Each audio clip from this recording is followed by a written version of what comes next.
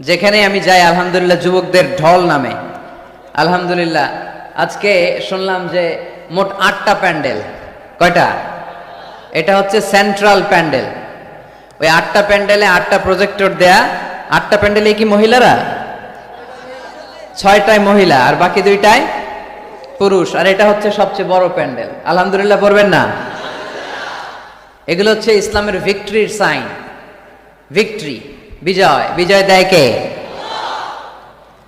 তো এটা আবার অনেকের চক্ষুশূলের কারণ। ইসলামের পক্ষে এত মানুষের গণজোয়ার অনেকে আবার সহ্য করতে পারে না, সহ্য করতে পারে না, অনেকে মেনে নিতে পারে না। এদের চুলকায়। এদের কি করে? চুলকায়। তোমাদের চুলকাইলে মলম লাগাও, কিন্তু ইসলামের পিছু লাগতে যেও না। আমরা ইসলামের পক্ষে না বিপক্ষে? কোরআনের পক্ষে না বিপক্ষে? ইসলামের বিজয়ের পক্ষে না বিপক্ষে?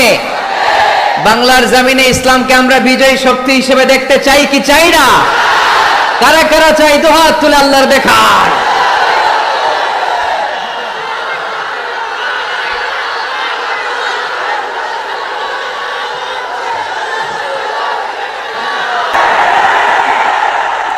মাশাআল্লাহ, এটা খুব ভালো একটা নিদর্শন, ভালো sign. It's a very good sign that the young society they are coming to the তাফসীর প্রোগ্রাম।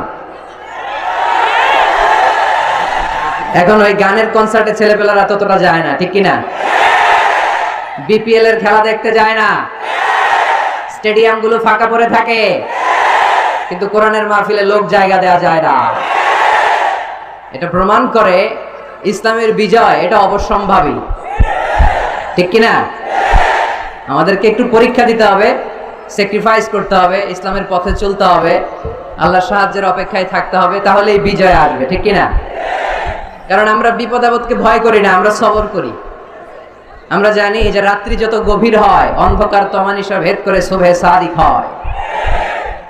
আমরা জানি গর্ভবতী নারীর পেটের ব্যথা যত বাড়তে থাকে নতুন মেহমান আসার সময় ঘনাতে থাকে।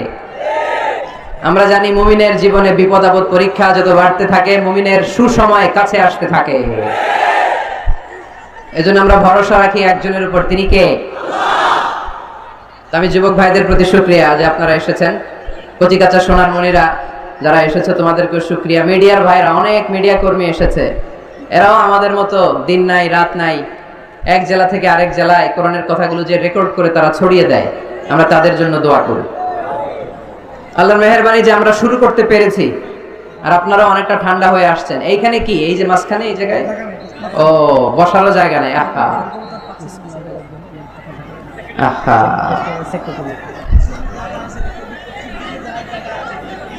হুজুর বলে দিয়েছে পশ্চিম দিকে গেলে জায়গা আছে, ওদিকে প্রজেক্টর আছে, সব আছে, স্ক্রিন আছে, আশেপাশে মাঠ আছে, ওইখানে প্রজেক্টরে দেখা যাবে। ধাক্কাধাক্কি করা যাবে না, ধাক্কাধাক্কি করা যাবে না।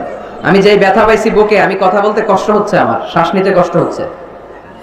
তো আপনারা যদি এরকম বিশৃঙ্খলা করেন কথা চালিয়ে যাওয়া কষ্ট হবে। একটু নিঝুম নিস্তব্ধ রাত উপহার দিতে হবে আমাকে।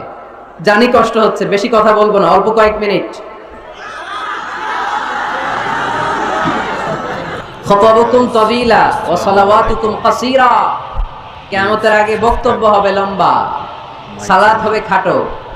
One of the minor sign before the day of judgment, your Islamic lectures will be very longer and your salah will be shorter. কিয়ামতের আগে তোমাদের বক্তব্য হবে লম্বা, সালাত হবে খাটো। আমরা এখন বক্তব্য শুনতে পছন্দ করি, লম্বা সালাত, লম্বা সুজুদ, লম্বা রুকু', লম্বা তাসবিহ তাহলিল, এগুলো পছন্দ করি না। চেঞ্জ করতে হবে, সিস্টেমটা একটু চেঞ্জ করতে হবে। আমাদের সিফাত হাসানের কথা না বললেই না, অনেক কষ্ট করছে এই প্রোগ্রামের জন্য। তাকে আমি দিনের জন্য খুব ভালোবাসি। আমাকে অনুরোধ করছে, হুজুর এই কথাটা বলে দিয়েন যে আমি আপনার পিএস না, আমারে জ্বালায় ফেলতেছে। তো এই জনসমুদ্রের কাছে আমি বললাম সে আমার পিএস না, আমার ছোট ভাই। আমার এই প্রোগ্রামে আসার আসল কারণ হচ্ছে জাফরি হুজুর অর্ডার করেছেন। হুজুরের অর্ডার, এটা তো মাথা পেতে নিতে হবে, মুরব্বী। দোয়ার জন্য আসছি, তো এই জন্য সিফাত হাসান আমাদের সাথে যোগাযোগ করে প্রোগ্রামগুলো অ্যারেঞ্জ করে। সে আসলে আমার প্রোগ্রাম রাখে না। সিফাত, তোমার কথা পৌঁছে দিয়েছে লোকজনদের কাছে। সম্মানিত ভাইয়েরা, আমাদের সময় অনেক কম, কথা অনেক বেশি, তাই কথা না বাড়িয়ে আমরা মূল কথায় চলে যাই। আজকে আমি মনে মনে ভেবে এসেছি the leadership qualities of our beloved Prophet Muhammad sallallahu alaihi wasallam. আল্লাহ রাসূল সাল্লাল্লাহু আলাইহি ওয়াসাল্লামের নেতৃত্ব দেওয়ার গুণাবলী, তিনি কি করে উম্মাহকে লিড দিয়েছেন, কি করে ভালো নেতা হওয়া যায়, কি করে আমাদের এই নেতৃত্বের সংকট দূর করা যায়, আজকের এই চমৎকার রজনীতে এ ব্যাপারে কিছু কথা আমি রাখবো। মা তৌফিকি ইল্লা বিল্লাহ। তার আগে একজন আমাকে শোনান যে নেতা কাকে বলে? Who is the leader? নেতা কে? হ্যাঁ, কি করে? যে নেতৃত্ব দেয়, আর যিনি সঠিক পথ দেখায়, আর যিনি ইমাম। মাশাআল্লাহ, সুন্দর। আর এদিক থেকে বলো, যার নির্দেশ মানি। মাশাআল্লাহ, অনেক কথা চলে আসছে। মাশাআল্লাহ, ঠিক আছে। তো হু ইজ দ্য লিডার? নেতা কাকে বলে, এটা দিয়ে শুরু করি আজকে। নেতা হচ্ছে ওই লোক যে পথ দেখায়, ঠিক কিনা? কল্যাণের পথ, সমৃদ্ধির পথ, উন্নয়নের পথ, জান্নাতের পথ, ঠিক কিনা? লিডার কাকে বলে? The leader is one who knows the way, shows the way and goes the way. I repeat, আমি আবার বলছি, the leader is one who knows the way, who shows the way, who goes the way. নেতা তারে বলে who knows the way, যে পথ চিনে, নিজে পথ চিনে, shows the way, তারপরে মানুষের পথ চিনায়, পথ দেখায়, তারপর goes the way, সবাইরে নিয়ে ওই পথে চলতে পারে। চিল্লায় বলি ঠিক কিনা? নিজেও রাস্তা চিনে, রাস্তা চিনায়ও দিতে পারে, আবার ওই রাস্তায় সবাইকে নিয়ে চলতেও পারে। এজন্য নেতা নেতা ঠিক হওয়া দরকার। এটা হোক সামাজিক নেতা, হোক প্রতিষ্ঠানের নেতা, হোক মসজিদের নেতা বা ইমাম বা রাজনৈতিক নেতা, যে কোনো পর্যায়ে আল্লাহ তাআলা যাকে নেতৃত্বের জায়গায় বসিয়েছে উনি পথ দেখানোর দায়িত্ব নিয়েছে। তাই নেতা যদি পথ হারায়, পথ হারাবে অনুসারী। নেতা যদি পথ হারায়, পথ হারাবে বাংলাদেশ। নেতা যদি পথ হারায়, পথ হারাবে আমার লাল সবুজের পতাকা। এজন্য আমরা আমাদের সকল পর্যায়ের নেতৃবৃন্দদের জন্য এই প্রোগ্রাম থেকে দোয়া করি, আল্লাহ তাআলা ওনাদেরকে যেন সুপথে রাখে এবং আমাদেরকেও যেন ওনারা সঠিক পথে পরিচালিত করতে পারে। আমরা সবাই আওয়াজ করে পড়ব আমিন। The leadership is the matter of influence, it's not the matter of position. নেতৃত্ব এটা ইনফ্লুয়েন্সের ব্যাপার, এটা পজিশনের ব্যাপার না। যে যত বেশি ইনফ্লুয়েন্সিয়াল, প্রভাব বিস্তারকারী, সে তত বড় নেতা। এটা ঠিক। কেউ যদি পজিশন পায় সেও নেতা, পজিশন পাইলেও নেতা। একটা দায়িত্বে বসে, একটা চেয়ারে বসে দায়িত্ব পালন করতে করতে তার মধ্যে অনেক যোগ্যতা চলে আসে, কিন্তু আসল নেতা তিনি যিনি প্রভাব বিস্তারকারী, ইনফ্লুয়েন্সিয়াল। এবার বলেন তো, আমার নবী বিশ্বনবী মুহাম্মদ রাসূলুল্লাহ সাল্লাল্লাহু আলাইহি ওয়াসাল্লাম উনি প্রভাব বিস্তারকারী নেতা ছিলেন কি ছিলেন না? মাইকেল এইচ হার্ট নাম শুনেছেন? একটা বই লিখেছিল, দি 100, a ranking of the most influential personality in the world. পৃথিবীর 100 জন মনীষীর জীবনী লিখে উনি বিখ্যাত হয়েছিলেন। 100 জন বিখ্যাত প্রভাব বিস্তারকারী নেতাদের মধ্য থেকে তিনি সর্বপ্রথম র্যাঙ্কিং এ যার নাম দিয়েছেন তিনি হচ্ছেন মুহাম্মদ সাল্লাল্লাহু আলাইহি ওয়াসাল্লাম। আপনাদের খুশি লাগে না? দ্য 100 বইয়ের নাম, a ranking of the most influential personality in the world. পৃথিবী কাঁপানো 100 জন মনীষীর জীবনী তিনি লিখেছেন। আর 100 জনের মধ্যে নাম্বার 1 কারে দিয়েছেন? আওয়াজ করে বলেন, নাম্বার 1 কে? তিনি প্রভাব বিস্তারকারী নেতা ছিলেন। এজন্য নেতা যদি পথ হারায়, খবর আছে, ঠিক কিনা? আমরা নেতাদের জন্য দোয়া করি ওনারা যেন পথ না হারায়। এই নেতাদের ব্যাপারে একটা আয়াত তেলাওয়াত করে আমি আমার আলোচনা শুরু করেছি, যেখানে আল্লাহ তাআলা বলছেন, ইয়াউমা নাদউ কুল্লা উনাসিম বিইমামিহিম। কিয়ামতের দিনটা হবে এমন দিন যেদিন প্রত্যেক দলকে আমি নেতা সহকারে ডাক দিব। পৃথিবীর প্রতিটি মানুষ নেতাদেরকে নিয়ে দাঁড়াবে। নেতারা যদি গোল্লায় যায়, অনুসারীরাও গোল্লায় যাবে। নেতা যদি জাহান্নামে, অনুসারীও জাহান্নামে। নেতা যদি জান্নাতে যায়, অনুসারীরাও জান্নাতে। চিল্লায় বলেন ঠিক কি না? এজন্য আল্লাহ বলেন, ইয়াউমা নাদউ কুল্লা উনাসিম বিইমামিহিম ফামান উতিয়া কিতাবাহু বিয়ামিনিহি ফাউলাইকা ইয়াকরাউনা কিতাবাহুম ওয়ালা ইউযলামুনা ফাতিলা। সুবহানাল্লাহ পড়েন। আল্লাহ বললেন, সেদিন দুনিয়ার সব মানুষগুলোকে আমি তাদের নেতা সহকারে ডাকবো, নেতা সহকারে দাঁড় করাবো।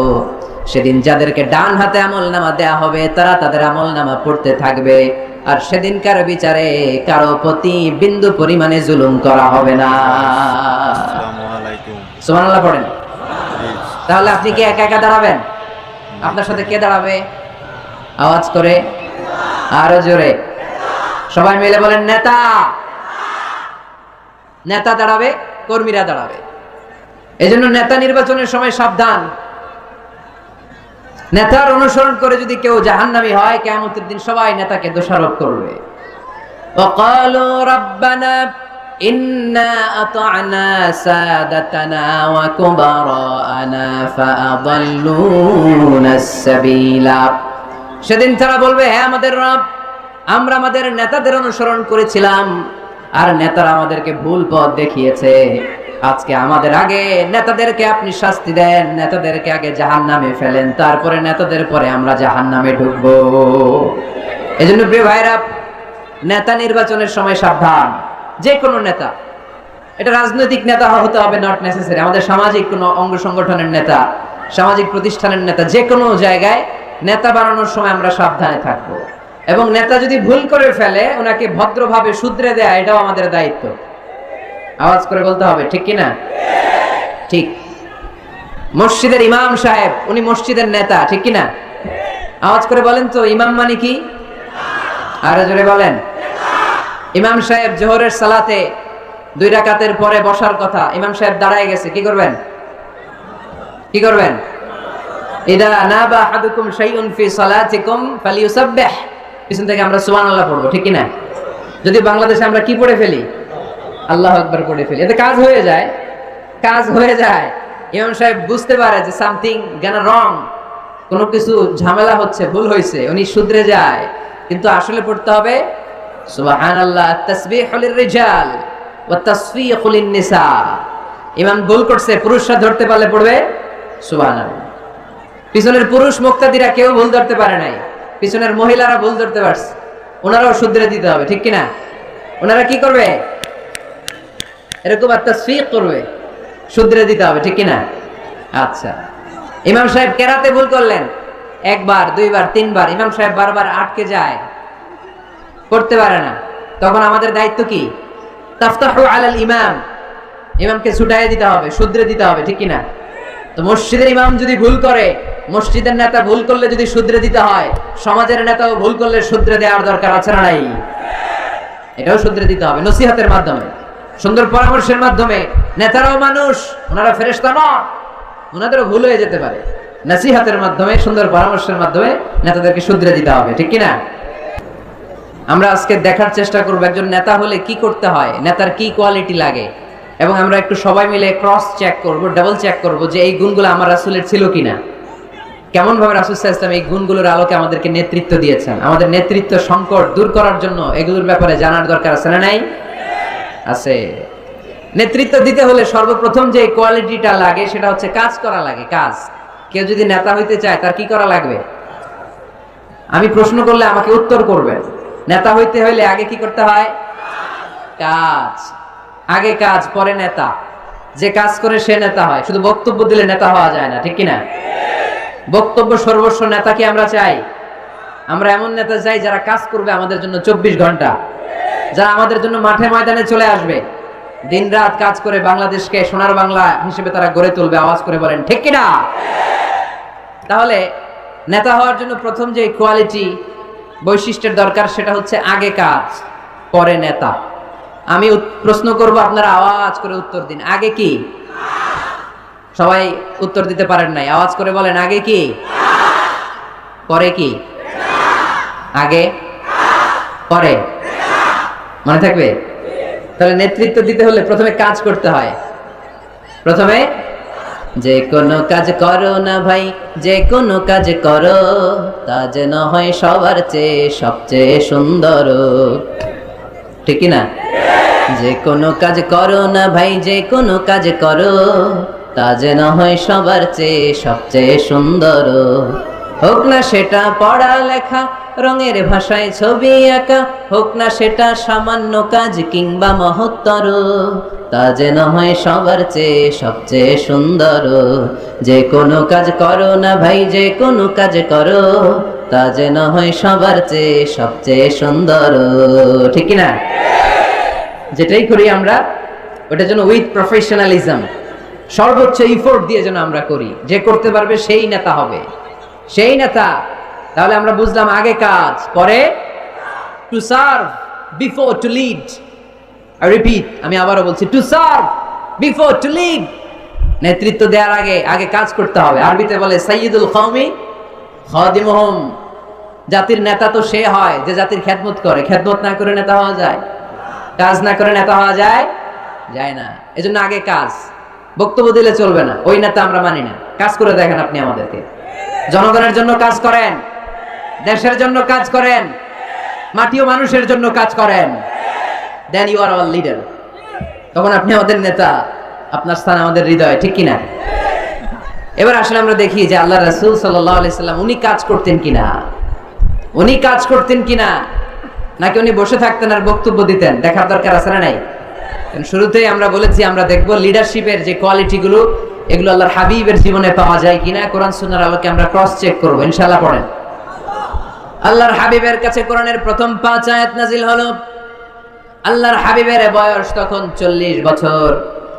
ইকরা বিসমি রাব্বিকাল্লাযী খালাক, খালাকাল ইনসানা মিন আলাক, ইকরা ওয়া রাব্বুকাল আকরাম আল্লাযী আল্লামা বিল কলম, আল্লামাল ইনসানা মা লাম ইয়ালাম। এই 5টা আয়াত নাজিল হওয়ার পরে বিশ্বনবী ভয় পেয়ে গেলেন। বিশ্বনবীর গায়ে জ্বর চলে আসলো, অন্তর কাঁপতে লাগলো। ভয় পেয়ে বিশ্বনবী আম্মা জান খাদিজাতুল কুবরা তাহেরা রাদিয়াল্লাহু তাআলা আনহার কাছে আসলেন। এসে বললেন, খাদিজা জাম্মিলুনি জাম্মিলুনি, ও খাদিজা, এমন এমন ঘটনা 5টি আয়াত কোরআনের এইমাত্র আমার কাছে হেরা পর্বতে নাজিল হয়েছে। আমার মনে হয় আমি বাঁচবো না, আমারে তোমরা কম্বল চাপা দাও। কি চাপা দাও? কি চাপা দাও? কম্বল চাপা দাও। জাম্মিলুনি, আমার কম্বল দিয়ে চাপ দিয়ে ধরো, আমার শীত লাগে, আমার ভয় লাগে, মনে হয় আমি বাঁচবো না। আম্মা জান খাদিজা বললেন, আল্লাহি লা ইউখজিকাল্লাহু আবাদা, ও মুহাম্মদ আপনি ভয় পাবেন না, কখনোই আল্লাহ আপনারে অপদস্থ করবে না। কারণ ইন্নাকা লা তাসিলুর রাহিমা, ও মুহাম্মদ নিশ্চয় আপনি আত্মীয়তার সম্পর্ক বজায় রাখেন। ওয়া তাসদুকুল হাদিসা, সব সময় সত্য কথা বলেন। ওয়া তাহমিলুল কাল্লা, আপনি মানুষের বোঝা বইয়ে দেন। ওয়া তাকসিবুল মা'দুমা, যার টাকা পয়সা নাই তারে আপনি রোজগার করে দেন। ওয়া তাকরিউদ দাইফা, আপনি সব সময় মেহমানদারি করতে পছন্দ করেন। ওয়া তুঈনু আলা নাওয়াইবিল হক, সত্য যেখানে বিপন্ন সেখানে আপনি সত্যের বীর সৈনিক হয়ে দাঁড়িয়ে যান। কে বলতেছে? স্ত্রী। কে বলে? স্ত্রী। কার ব্যাপারে বলে? হাজবেন্ডের ব্যাপারে বলে। প্রিয় ভাইরা মনে রাখবেন, কারো ব্যাপারে সঠিক তথ্য যদি পেতে চান, বড় সাহেবের ব্যাপারে বড় সাহেবের ড্রাইভারের কাছ থেকে খোঁজ নিয়েন, বড় সাহেবের ঘরের কাজের বুয়ার কাছ থেকে একটু খোঁজ নিয়েন, বড় সাহেবের বাড়ির দারোয়ান থেকে একটু খোঁজ নিয়েন, আর বড় সাহেবের বউয়ের কাছ থেকেও খোঁজ নিয়েন। এই 4টা সোর্স থেকে যদি আপনি বড় সাহেবের ইনফরমেশন নেন, সব আসল ইনফরমেশন বেরিয়ে আসবে। চিল্লায় বলেন ঠিক কিনা? আল্লাহর হাবিব সাল্লাল্লাহু আলাইহি ওয়াসাল্লামের স্ত্রী আম্মা জান খাদিজাতুল কুবরা তাহেরা রাদিয়াল্লাহু তাআলা আনহা বললেন, আল্লাহি লা ইউখজিকাল্লাহু আবাদা, মুহাম্মদ আপনি ভয় পাবেন না, আপনি ভয় পাবেন না। আল্লাহ শপথ, আমার তো এই আত্মবিশ্বাস আছে আল্লাহ কখনো আপনারে অপদস্থ করবে না। কারণ আপনি আত্মীয়তার সম্পর্ক বজায় রাখেন, সব সময় সত্য কথা বলেন। আপনি সব সময় সত্য বলেন। মানুষ বোঝা টানতে পারে না, তাদের বোঝা আপনি টেনে মাথায় দিয়ে দেন। সুবহানাল্লাহ পড়বেন না? তাকসিবুল মা'দুম, যার উপার্জনের কিচ্ছু নাই, টাকা পয়সা নাই, তারে আপনি উপার্জন করে দেন। আপনি টাকা জমায় মানুষের মধ্যে দান করেন। আগে আপনি ছাগল চড়াতেন, অল্প কিছু টাকা পয়সা পেতেন। এরপরে আমার ব্যবসায় স্টাফ হিসেবে আসলেন, আরো কিছু টাকা পয়সা পেলেন। এগুলো আমি দেখেছি আপনি দেদারস মানুষের জন্য খরচ করে ফেলেন। যার টাকা পয়সা আছে এগুলো আপনি মেহমানদারিতে খরচ করেন। আর যেখানে সত্য বিপন্ন সেখানে আপনি লড়াকু সৈনিক হয়ে দাঁড়িয়ে যান। 6টা গুণের কথা বললেন, সুবহানাল্লাহ পড়েন। প্রিয় ভাইরা একটু চিন্তা করেন, তখনও উনি নবী হয় নাই, নবী যে হবেন এটা জানতেনই না। আল্লাহর ইলমে তিনি নবী, কিন্তু অফিশিয়ালি নবী হয়েছেন তিনি পৃথিবীতে 40 বছর বয়সে। ঠিক কিনা? তার মানে নবী হওয়ার আগেই অফিসিয়ালি কোরআন আসার আগেই, অফিসিয়ালি নবুয়ত পাওয়ার আগেই আমার বিশ্বনবী জনকল্যাণমূলক কাজ শুরু করে দিয়েছিলেন। চিল্লায় বলতে হবে ঠিক কিনা? নেতা হন নাই, কিন্তু কাজ শুরু হয়ে গেছে। His mission is there, his vision is there, his work is there. নবী হন নাই, ওহী আসে নাই, কিন্তু কাজ বন্ধ ছিল। কথা কন, কাজ ঠিকই চলেছে। সেই ছোট্টবেলা থেকে তিনি দানবীর, ছোট্টবেলা থেকে মেহমান খাওয়াতে পছন্দ করেন, ছোট্টবেলা থেকে কখনো মিথ্যা বলেন না, ছোট্টবেলা থেকে আত্মীয়দের খোঁজ খবর নেন। সেই ছোটবেলা থেকে ইয়াং বয়স থেকেই সত্য যেখানে বিপন্ন সেখানে তিনি লড়াকু সৈনিক হয়ে দাঁড়িয়ে যান। তার মানে আগে নবী কাজ করছেন, পরে নেতৃত্ব আসছে। কথা বুঝি নাই? আগে কি? চিল্লায় বলতে হবে আগে কি? নেতা হতে যাদের শখ, আগে কাজ করো, আগে পরিশ্রম করো, আগে জনগণের সেবা করেন, জনকল্যাণমূলক কাজের সাথে নিজেকে সম্পৃক্ত করেন। নেতৃত্ব আপনার হাতে এমনিতেই ধরা দিবে। আগে কাজ, পরে ক্ষমতা, ঠিক কিনা? তাহলে লিডারশিপ কোয়ালিটির প্রথম যে কোয়ালিটিটা আজকের এই আলোচনা থেকে আমরা জানলাম, যে নেতা হতে হলে you have to serve first, then you will be the leader.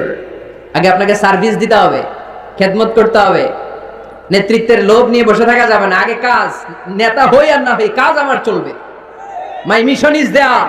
কোনো অপশক্তি, কোনো কিছুই আমার কাজকে থামায় ফেলতে পারবে না। চিল্লায় বলেন ঠিক কিনা? আগে কাজ, পরে নেতা, ঠিক কিনা? প্রথম পয়েন্টটা বুঝতে পারছেন? নেতা হইতে হলে প্রথমে কি করতে হয়? আওয়াজ করে বলেন আগে কি, পরে। মাশাআল্লাহ, এই তো বুঝতে পারছেন। নেতা হওয়ার 2 নাম্বার কোয়ালিটি হচ্ছে you have to overcome the challenges and you have to face the trials. আপনাকে চ্যালেঞ্জ মোকাবেলা করার ক্ষমতা থাকতে হবে, বাধা বিপত্তি ডিঙিয়ে সামনে যাওয়ার ক্ষমতা থাকতে হবে, তাইলে আপনি নেতা। নেতা যদি দুর্বল চিত্তের হয়, এটা কি নেতা না খেতা? হ্যাঁ, নেতা হইতে হলে আপনাকে চ্যালেঞ্জ মোকাবেলা করতে জানতে হবে। পাহাড় সম চ্যালেঞ্জ, আপনি এটাকে ডিঙ্গিয়ে চলে যেতে হবে। কোনো কিছু তাকে নাড়ায় না, সে অনড়। কোনো কিছুতে সে টলে না, সে অটল, সে নেতা, ঠিক কিনা? এজন্য আল্লাহ বললেন ওয়াইয বিতালা ইব্রাহিম রাব্বুহু বিকালিমাতিন ফাতাম্মাহুন্না ক্বালা ইন্নী জাঈলুকা লিন-নাসি ইমামা। ও নবী, স্মরণ করেন সে সময়ের কথা যখন আমি ইব্রাহিমকে অনেকগুলো পরীক্ষা করেছিলাম। প্রতিটা পরীক্ষায় ইব্রাহিম সফলতার সাথে উত্তীর্ণ হয়েছে। আর এই কারণে ইব্রাহিমকে ফলাফল স্বরূপ আমি জানিয়ে দিলাম, ইব্রাহিম ইন্নী জাঈলুকা লিন-নাসি ইমামা, আমি তোমাকে গোটা বিশ্বের মানুষের ইমাম বানায়া দিলাম, নেতা বানায়া দিলাম। ইন্নী জাঈলুকা লিন-নাসি ইমামা। When Allah test Ibrahim with some trials and he successfully overcome all the trials, and Allah said, Ibrahim, I'm gonna make you the leader. Ibrahim যতগুলো পরীক্ষা নিয়েছে সবগুলাই পাস। আগুনের পরীক্ষা পাস, নমরুদের পরীক্ষা পাস, কাবা ঘরের দায়িত্ব দেওয়া হয়েছে, এই পরীক্ষায় পাস। সন্তানকে মরুভূমিতে রেখে আসতে বলা হয়েছে, পাস। যতগুলো পরীক্ষা আমি নিলাম সবগুলাই তুমি পাস।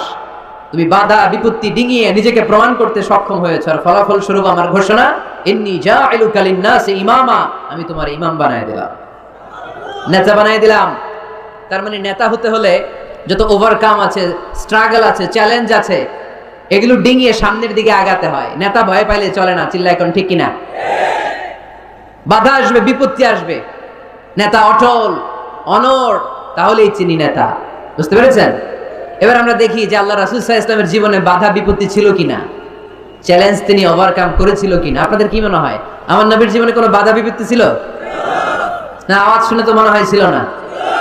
হ্যাঁ, আবু জাহেল তো আল্লাহ রাসূলকে লাল গালিচার সংবর্ধনা দিছিল, তাই না? হ্যাঁ, গোলাপ ফুলের বিছানা বানায় রাখছিল, তাই না?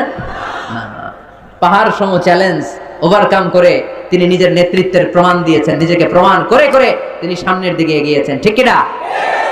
যেন তেন পরীক্ষা বিশ্বনবী দেন নাই। এমন এমন পরীক্ষা রব্বুল আলামিন বিশ্বনবীর কাছ থেকে নিয়েছেন, গোটা বিশ্বের কোন নবী ওই পরীক্ষা দেয় নাই। আল্লাহর হাবিব সাল্লাল্লাহু আলাইহি ওয়াসাল্লামকে পাগল বলা হয়েছে, হয় নাই? কবি বলা হয়েছে, গণক বলা হয়েছে, গণক। আল্লাহ রাসূল সাল্লাল্লাহু আলাইহি ওয়াসাল্লামকে বলা হয়েছে আফতার, লেজ কাটা, নির্বংশ। আল্লাহর হাবিব সাল্লাল্লাহু আলাইহি ওয়াসাল্লাম যখন মক্কায় সালাত পড়তেন, ওটের পচা নারী বুড়ি পিঠে চাপিয়ে দেয়া হতো। 3 বছর শিয়াবে আবি তালেবের জেলখানায় বন্দী ছিলেন। আপনি বন্দী ছিলেন কয় বছর? আমি ছিলাম কয় বছর? আল্লাহর হাবিব সাল্লাল্লাহু আলাইহি ওয়াসাল্লাম কয় বছর বন্দী?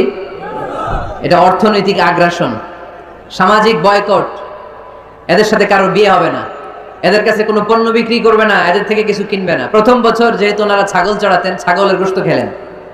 দ্বিতীয় বছর সাহাবারা ছাগলের চামড়া খেলেন। তৃতীয় বছর গাছের পাতা, লতা পাতা, শিকড় আর ছাল খেয়ে বেঁচেছিলেন। The life is not a bed of roses. এই পৃথিবীটা কুসুমাস্তীর্ণ নয়, এটা কণ্টকাকীর্ণ। এই পৃথিবীতে কেউ কাউর জন্য জায়গা ছেড়ে দেয় না, এখানে জায়গা করে নিতে হয়। পৃথিবীতে তোমাকে জানান দিতে হবে যে তুমি পৃথিবীতে এসেছো। কঠিন বিপত্তিকে, পরীক্ষাকে তুমি জানাও যে তুমিও কম শক্ত না, ঠিক কিনা? একজন পুরুষের 1 ফোঁটা বীর্যে 20 কোটি শুক্রাণু না থাকলে চিকিৎসা বিজ্ঞান বলে ওই বীর্য থেকে কোনো সন্তান জন্ম নেয় না। 1 ফোঁটা বীর্যে কয় কোটি শুক্রাণু? 20 কোটি শুক্রাণু। ওই 20 কোটি শুক্রাণুর মধ্যে আমি একটা, ঠিক কিনা? আপনি একটা, আমরা সবাই এক একটা। এই প্রতিটা শুক্রাণু চেয়েছিল ডিম্বাণুর গায়ে আঘাত করে সফল হতে, কেউ হইতে পারে নাই। 19,99,99,999টা ফেল। পাস করছিলাম সেদিন আমি, পাস করেছিলেন, চ্যাম্পিয়ন হয়েছিলেন সেদিন আপনি। সেদিন আপনার হাত ছিল, পা ছিল, মামা খালু ছিল, ফোন কল ছিল। এত কিছু না থাকতো সেদিন আপনি চ্যাম্পিয়ন হয়েছেন, কেউ আপনারা থামায় রাখতে পারে নাই। তার মানে এই পৃথিবীর বুকেও কেউ আপনারা থামায় রাখতে পারবে না। চিল্লায় বলেন ঠিক কিনা? পারবে না। অদম্য সাহস আর শক্তি সম্ভাবনাকে দিয়ে আল্লাহ তাআলা মানুষকে তৈরি করেছেন। এক একটা মানুষের যে কি ব্রেনের ক্যাপাসিটি, তার যে কত ক্ষমতা আল্লাহ দিয়েছেন মানুষ জানেই না। আল্লাহর হাবিব সাল্লাল্লাহু আলাইহি ওয়াসাল্লাম এরকম বাধা বিপত্তি অতিক্রম করে নিজেকে প্রমাণ করে করে সামনের দিকে এগিয়েছেন। 3 বছর জেল খাটলেন। মক্কা থেকে 80 কিলোমিটার পথ পাড়ি দিয়ে তিনি তায়েফে গেলেন। তায়েফে কেন গেলেন? জমি কেনার জন্য, তাই না? কথা কয় না? 10 বিঘা জমি কেনার প্ল্যান করছিলেন তায়েফের। হ্যাঁ, নিজের কোনো লাভের জন্য গেছেন তায়েফে? তায়েফবাসীদেরকে জাহান্নামের আগুন থেকে বাঁচানোর জন্য, নিজের লাভের জন্য না। তায়েফবাসীরা যেন জাহান্নামে ফেরেশতাদের লাথি না খায়, তায়েফবাসীরা যেন জাহান্নামের আগুনে না জ্বলে, ওদেরকে বাঁচানোর জন্য, ওদের লাভের জন্য আল্লাহর হাবিব সাল্লাল্লাহু আলাইহি ওয়াসাল্লাম গিয়েছিলেন। সেখানে তিনি ওয়েলকামড হন নাই, সেখানে পাথর বৃষ্টি মারা হয়েছে। এমন তাবৎ কোনো অত্যাচার নাই বিশ্বনবীর উপর করা হয় নাই। 3টা জায়গায় কি সুশ্রী দেহ আমার নবীর, কি সুন্দর ছিল আল্লাহর হাবিব সাল্লাল্লাহু আলাইহি ওয়াসাল্লামের শরীর। তিনি বলতেন আনা মালিহুন ওয়া আখি ইউসুফু সাবিহুন, আমি লাবণ্যময় সুন্দর, আমার ভাই ইউসুফ সাদা সুন্দর। মিলহুন থেকে মালিহ, মিলহুন মানে লবণ, লবণ থেকে লাবণ্যময়। আমি লাবণ্যময় সুন্দর, আমার ভাই ইউসুফ সাদা সুন্দর। এই সুন্দর মানুষটার দেহে পাথর মারা হয়েছে। Can you imagine that? আপনি কি কল্পনা করতে পারেন? 3টা জায়গায় বিশ্বনবীকে আক্রান্ত করা হয়েছে, রক্তের বন্যা বইয়ে গিয়েছিল। আওয়াজ করে বলেন ঠিক কিনা?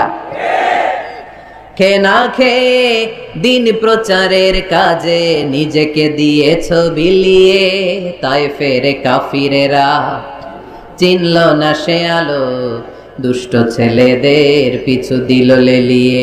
পাথরের আঘাতে ক্ষত বিক্ষত হয়ে সারা শরীর থেকে রক্ত ঝরে। এ রাসূল তোমাকে ভুলি আমি কেমন করে, এ রাসূল তোমাকে ভুলি আমি কেমন করে। ঠিক কিনা? তায়েফের ছেলেরা রক্তাক্ত করেছিল সেদিন আমার নবীকে। বিশ্বনবী অটল, অনড়, মন খারাপ করেননি, সবর ইখতিয়ার করেছেন, মাফ করে দিয়েছেন। নিজ এলাকা থেকে চলে যেতে বাধ্য করা হয়েছে। হিজরত করলেন মক্কা থেকে মদিনায়। আহা, মক্কাকে এত ভালোবাসতেন বিষ্ণু ঈসা ইসলাম। হিজরতের রাতে বারবার মক্কার দিকে তাকায়, বারবার তাকায়, চোখের পানি ছাড়ে আর বলে মক্কা তো আহাব্বুল বিলাদ ইলাইয়া, মক্কা আমার কাছে সবচেয়ে প্রিয় নগরী, প্রিয় শহর। লাউলা উখরিজতু লামা খারাজতু, আমার যদি জোর করে মক্কা থেকে তাড়িয়ে দেয়া না হতো আমি জীবনও মক্কা ছেড়ে কোথাও যেতাম না। নিজ এলাকা ছেড়ে চলে গেলেন। খাইবারে খাবারের মধ্যে বিষ মিশিয়ে দেয়া হবে, জানেন ঘটনা? এক ইহুদি নারী দাওয়াত দিয়েছে বিশ্বনবীকে। বিষ্ণু ঈসা ইসলাম দাওয়াত পেলে ফিরাতেন না। তিনি গেলেন, খাসির গোশত খেতে পছন্দ করতেন। খাসির গোশতের মধ্যে পয়জন মিক্স করে দেয়া হলো, বিষ। এই বিষের ব্যথায় তিনি আজীবন কষ্ট পেয়েছেন। এন্তেকালের আগে তিনি বলেছিলেন, ওই যে খায়বারের যুদ্ধে যে ব্যথাটা আমি পেয়েছি বিষের কারণে, ওই ব্যথা আজকে আমার আবার উঠেছে। এজন্য আমার নবীর মৃত্যুটা ছিল শাহাদাতের মৃত্যু। তাকে বিষ্ণু ঈসা ইসলামকে বিষ খাইয়ে এই দুনিয়া থেকে বিদায় করানো হয়েছে। স্বাভাবিক মৃত্যু ছিল না বিশ্বনবীর, ওই বিষের ব্যথায় তিনি মৃত্যুর আগে কাতরাচ্ছিলেন। ব্ল্যাক ম্যাজিক করা হয়েছে, 6 মাস অসুস্থ। লাবিদ ইবনুল আসাম ইহুদিদের মিত্র বিশ্বনবীরে ব্ল্যাক ম্যাজিক করেছে। ব্ল্যাক ম্যাজিক ছিলেন না? বান মারে না এলাকায়, নরসিংদীতে আছে। কি বলে এটারে, কি কয়? হ্যাঁ, কি মারে? বান মারে, জাদুটোনা, এগুলো করেন আপনারা? এগুলো করেন না। আল্লাহর হাবিব সাল্লাল্লাহু আলাইহি ওয়াসাল্লামকে 6 মাস ব্ল্যাক ম্যাজিক করে রাখা হলো। তার মানে অত্যাচার, অনাচার, পরীক্ষার, বাধা বিপত্তির এমন কোনোটা নাই যেটা বিশ্বনবী অতিক্রম করে নাই, ঠিক কিনা? তার মানে যিনি নেতা হবেন তাকে পরীক্ষা দিয়ে নেতা হতে হবে, বাধা বিপত্তি এগিয়ে সামনে যেতে হবে, তা না হলে তিনি নেতা হতে পারবে। তার সবগুলা গুণ বিশ্বনবী সাল্লাল্লাহু আলাইহি ওয়াসাল্লামের মধ্যে ছিল। আলহামদুলিল্লাহ পড়েন। নেতা হওয়ার জন্য 3 নম্বর যে কোয়ালিটি লাগে সেটা হচ্ছে এলোকোয়েন্স, বাগ্মিতা। বক্তব্য দিতে জানা লাগে, বক্তব্যে পারঙ্গমতা থাকা চাই, ফাসাহাত, বালাগাত জানা চাই। নেতা যদি ভাষণ দিতে না পারে এটা কি নেতা? কথা কয় না, এটা নেতা? এজন্য নেতা হইতে হইলে কি করা লাগে? ভাষণ দিতে জানা লাগে। দেখবেন যত বড় নেতা তত চমৎকার তার ভাষণ। আমাদের এদেশের স্বাধীনতার স্থপতি বঙ্গবন্ধু শেখ মুজিবুর রহমানের সেই 7ই মার্চের রেসকোর্সের ভাষণ মনে আছে? এবারের সংগ্রাম মুক্তির সংগ্রাম, এবারের সংগ্রাম এখনো কানে বাজে, ঠিক কিনা? যতদিন বাংলাদেশ থাকবে ততদিন এই ভাষণ থাকবে কি থাকবে না? তাহলে নেতা হইতে হইলে এরকম ভাষণ জানা লাগে। বারাক ওবামার নাম শুনছেন? কথা কয় না, শুনছেন? এই লোকটাও চমৎকার ভাষণ দিতে জানতো। যে এলাকায় যাইতো ওই এলাকা ধরে ডাক দিত, লোকজন খুশি হয়ে যেত। নির্বাচনে জিতে প্রথমে উনি গেল শিকাগো সিটিতে, আমেরিকা একটা শহর আছে শিকাগোতে, বিশাল বড় অ্যাসেম্বলি। উনি ভাষণ শুরু করলেন এভাবে, হ্যালো শিকাগো, মানে পুরো শিকাগো শহরটার একটা ডাক দিলেন। শিকাগোর লোক তো আনন্দে আটখান হয়ে কাই, খুশি। তার মানে নেতাকে ভাষণ দিতে জানতে হয়, কথা বলতে না জানলে নেতা হইতে পারে? কথা বলেন। বক্তব্যে পারঙ্গমতা থাকা চাই, অসাধারণ বক্তব্য দেওয়ার ক্ষমতা থাকা চাই। এবার আসুন দেখি বিষ্ণু ইসা ইসলামের এটা ছিল কি ছিল না? আল্লাহর হাবিব সাল্লাল্লাহু আলাইহি ওয়াসাল্লামের বক্তব্য দেওয়ার গুণাবলী ছিল কি ছিল না? সহিহ মুসলিমের বর্ণনা, আল্লাহর হাবিব সাল্লাল্লাহু আলাইহি ওয়াসাল্লাম বলেন, উতিতু জাওয়ামিউল কালিম, আমাকে আল্লাহ তাআলা জাওয়ামিউল কালিম দিয়েছে। মানে আমি এমন কথা বলি, কথাগুলো ছোট কিন্তু এর আবেদন অনেক বড়। আমি কথা বলি অল্প কিন্তু এটার impact in the heart of people, in the heart of the listener, যারা শুনে তাদের হৃদয়ে এটার প্রভাব অনেক বেশি। আমার কথাগুলো concise in wording but comprehensive in meaning, বলি কম অর্থ বেশি। 1000 লাইন ব্যাখ্যা করো, আমার কথাকে ব্যাখ্যা শেষ করা যায় না, চিল্লায় বলেন ঠিক কিনা? তিনি জাওয়ামিউল কালিম জানতেন, এত সুন্দর পরিষ্কার পরিচ্ছন্ন আরবি ভাষায় তিনি কথা বলতেন। আবার আম্মা জান বলেন, সেই বুখারীর বর্ণনা, আল্লাহর হাবিব সাল্লাল্লাহু আলাইহি ওয়াসাল্লাম যখন বক্তব্য রাখতেন, লাউ আদ্দাহুল আদুল আহসাহু, কেউ যদি চাইতো আল্লাহর হাবিব সাল্লাল্লাহু আলাইহি ওয়াসাল্লাম বক্তব্যে কয়টা বাক্য বলেছেন, কয়টা শব্দ বলেছেন, কয়টা বর্ণ ব্যবহার করেছেন, চাইলে প্রতিটা বাক্য আর শব্দ হাতে গোনা যেত। সুবহানাল্লাহ নাই? এত সুন্দর পরিচ্ছন্ন আরবিতে তিনি বক্তব্য করতেন, কথা বলতেন। লাউ আদ্দাহুল আদুল আহসাহু, কেউ চাইলে গুনতে পারতো রাসূল সাল্লাল্লাহু আলাইহি ওয়াসাল্লাম ওনার ভাষণে কয়টা বাক্য বলেছেন, ওনার এই বক্তব্যে তিনি কয়টা শব্দ ব্যবহার করেছেন, চাইলেই গুনা যেত। সুবহানাল্লাহ পড়েন। আল্লাহর হাবিব সাল্লাল্লাহু আলাইহি ওয়াসাল্লাম যখন বর্ণনা করতেন, বুখারীর বর্ণনা, আ'আদাহা সালাসান, গুরুত্বপূর্ণ কোনো কথা বললে এটা 3 বার রিপিট করতেন, হাত্তা তুফহামা আনহু, যাতে এটা সহজে বোঝা যায়। গুরুত্বপূর্ণ কথা বলার সময় কয়বার বলতেন? আল্লাহর হাবিব সাল্লাল্লাহু আলাইহি ওয়াসাল্লাম একবার তাকওয়ার ওয়াজ করছিলেন আর বলছিলেন, আত-তাকওয়া হা হুনা, আত-তাকওয়া হা হুনা, আত-তাকওয়া হা হুনা, ওয়া ইউশিরু ইলা সাদরিহি 3 মাররাত, তাকওয়া এখানে, তাকওয়া এখানে, তাকওয়া এখানে বলে তিনি অন্তরের দিকে 3 বার ইঙ্গিত করেছেন। সুবহানাল্লাহ পড়বেন না? তাকওয়া থাকে কোন জায়গায়? কোথায়? নাকি আল্লাহর হাবিব বলছেন আত-তাকওয়া হা হুনা, আত-তাকওয়া হা হুনা, আত-তাকওয়া হা হুনা, কি বলছেন? আত-তাকওয়া হা হুনা, তাকওয়া থাকে হৃদয়ে। তার মানে গুরুত্বপূর্ণ কথা বলার সময় আল্লাহর হাবিব সাল্লাল্লাহু আলাইহি ওয়াসাল্লাম 3 বার রিপিট করতেন। সুবহানাল্লাহ পড়েন।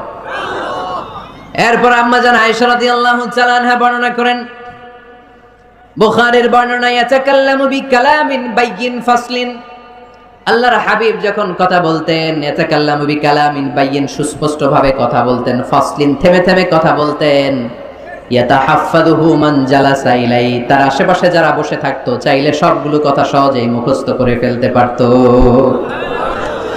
ইয়াতাকাল্লামু বিকালামিন বাইয়িন, সুস্পষ্ট কথা বলতেন, অস্পষ্ট কোনো কথা আল্লাহর হাবিব সাল্লাল্লাহু আলাইহি ওয়াসাল্লাম কখনো বলেন নাই। ফাসলিন, থেমে থেমে, এক বাক্য শেষ আরেক বাক্য, এক কথা শেষ আরেক কথা। ইয়াতাহাফফাযুহু মান জালাসা ইলাইহি, এত সুন্দর করে বলতেন তার আশেপাশে যারা বসা চাইলে এগুলো মুখস্থ রাখতে পারতো। আওয়াজ করে পড়তে হবে আল্লাহু আকবার। আবার আল্লাহর নবী মাঝে মাঝে আবেগ ঘন বক্তব্য দিতেন। সাহাবারা বলেন বিশ্বনবী মাঝে মাঝে এমন বক্তব্য রাখতেন, ওয়াজিলাত মিনহাল কুলুব যারাফাত মিনহাল আয়ুন, বিশ্বনবীর বক্তব্য শুনে আমাদের হৃদয় বিগলিত হয়ে যেত, বিশ্বনবীর আলোচনা শুনে, নসিহত শুনে আমাদের চোখ দিয়ে দাঁড় দাঁড় করে পানি ঝরতো, দাঁড় দাঁড় করে চোখ দিয়ে পানি ঝরতো, হৃদয় বিগলিত হয়ে যেত। তার মানে আবেগঘন বক্তব্য দিতে জানতেন। আবার পাশাপাশি বিশ্বনবী মাঝে মাঝে জেহাদি বক্তব্য দিতেন, তেজস্বী বক্তব্য দিতেন। হাত্তা ইহতামাররাত আইনা ওয়া আলা সাওতু ওয়াশতাদ্দা গাদাবু, মাঝে মাঝে যখন জ্বালাময়ী তেজস্বী ভাষণ দিতেন চেহারাটা লাল হয়ে যেত, চোখগুলো লাল হয়ে যেত, বিশ্বনবীর কণ্ঠ উঁচু হয়ে যেত, রাগে তিনি গড়গড় করতে থাকতেন, মনে হচ্ছে তিনি সেনাবাহিনীর কমান্ডার। সুবহানাল্লাহ পড়েন। এই বর্ণনাগুলো থেকে বোঝা যায় একজন বক্তার বক্তব্য দেওয়ার যত কোয়ালিটি থাকতে পারে, যত চমৎকার বক্তব্যের পারঙ্গমতা থাকতে পারে, তার সবগুলো আমার নবীর মধ্যে ছিল কি ছিল না? আওয়াজ করে বলেন, ছিল কি ছিল না? তার মানে নেতৃত্বের যে গুণাবলী, তার 3 নম্বর গুণাবলী হচ্ছে বাগ্মিতা, এলোকুয়েন্স। নেতার কথা বলতে জানতে হবে, আর তার সবগুলো গুণ আমার বিশ্বনবীর জীবনের মধ্যে পাওয়া যায়, ঠিক কি না? আপনাদের কি কষ্ট হচ্ছে? গরম লাগতেছে না? আমার তো লাগতেছে অনেক। শেষ করে দেই তাইলে না? হ্যাঁ, কষ্ট হচ্ছে না? তাকবীর দেয়া যাবে? জোরে না আস্তে? কত জোরে? অনেক জোরে।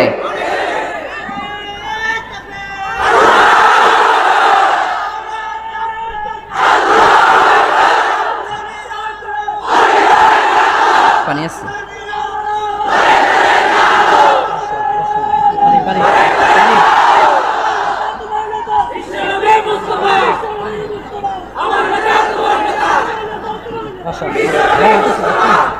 মাশাআল্লাহ মাশাআল্লাহ, ঠিক আছে।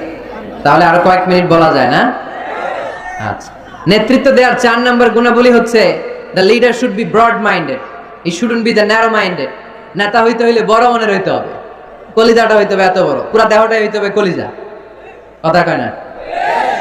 পুরো দেহটাই কলিজা, ঠিক কি না?